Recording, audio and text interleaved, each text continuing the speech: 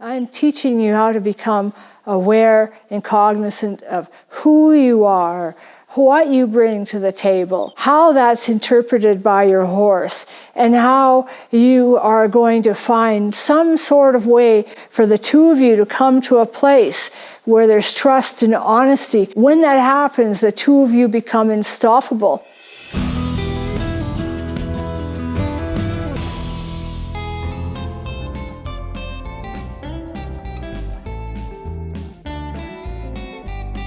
I'm teaching so that you have all of the tools in your toolbox to be able to really have those aha and really hear what's being said and not miss what's being said, because you don't like it when you're dissed, and I can tell you your horse certainly does not like being dissed. So the quicker we can get you to being able to hear and see and understand what's happening, then your horse is going to be feeling like it's been seen, heard, felt, and understood. All those key things that are buzzwords out there, but really nobody really focuses on what they actually mean. So here's the toolbox for that.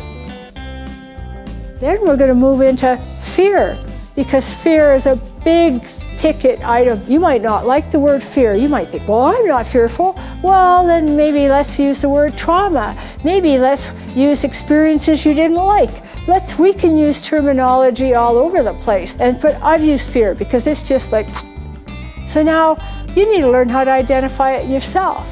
You need to learn how to fix it within yourself. You need to learn how to identify good fear, bad fear. You need to figure all of this out. So in that whole thing, there's all strategies so that you can move through that.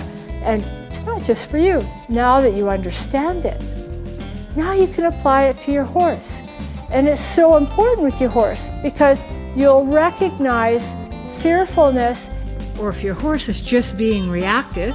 So if you're disciplining a horse that's having a fear moment, you are actually increasing that fear response, because now you've just taught the horse that whatever it was that was setting it off, there's a reason, because this is what follows next. So the faster you get at being able to identify and understand, well, the quicker you can start applying it to your horse and doing things differently to make a difference.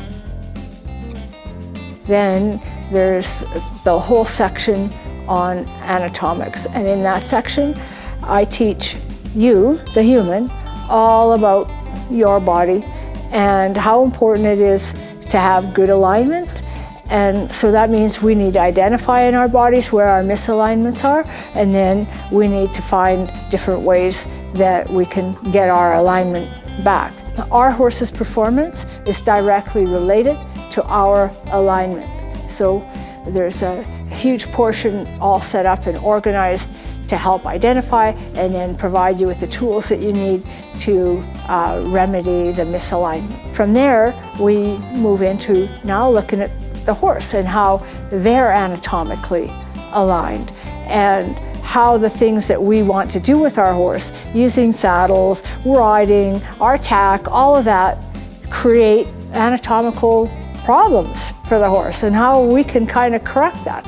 And then we look at anatomically what the horse requires to move, how they move, and how do we impede that, or how do we enhance that?